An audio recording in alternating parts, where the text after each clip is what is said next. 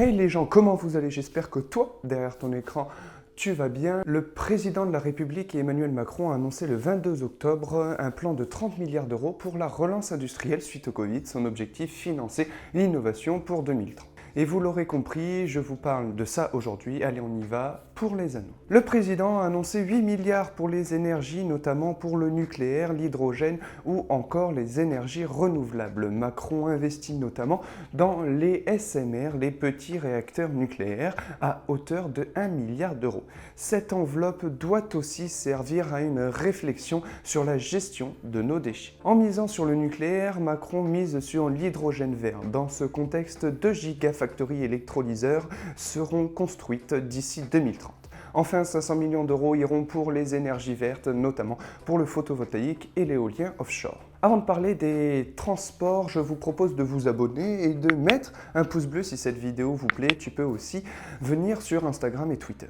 Allez, on continue avec les 4 milliards pour la révolution des transports.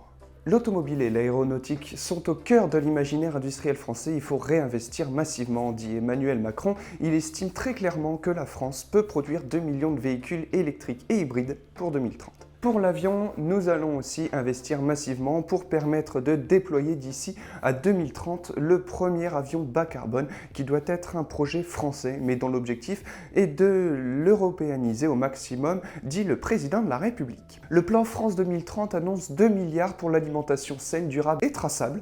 Pour cela, pas besoin d'explication, je pense que ça veut dire ce que ça veut dire. Ensuite, 3 milliards pour combler le retard dans l'innovation en matière de santé. Le chef de l'État veut faire naître sur le territoire, via les laboratoires et la recherche pharmaceutique française, 20 biomédicaments d'ici à 2030 contre les cancers, les maladies émergentes et les maladies chroniques, dont celles liées à l'âge. Pour une médecine plus prédictive, plus innovante et avec un tissu productif davantage en France. C'est en tout 7,5 milliards investis sur ce projet avec le plan Santé 2030.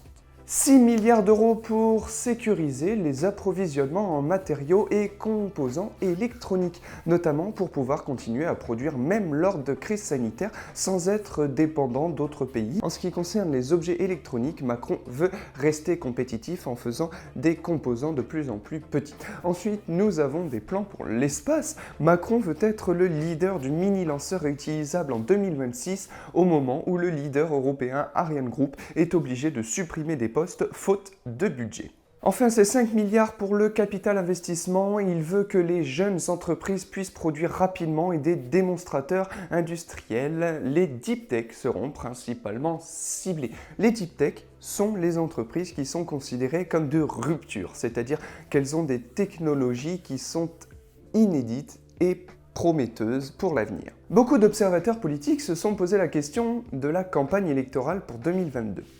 En effet, cet événement France 2030 ressemblait énormément à beaucoup des scénographies de campagne de 2017, de quoi nous poser comme question si ce plan de financement n'est pas déjà le début de la campagne pour Emmanuel Macron.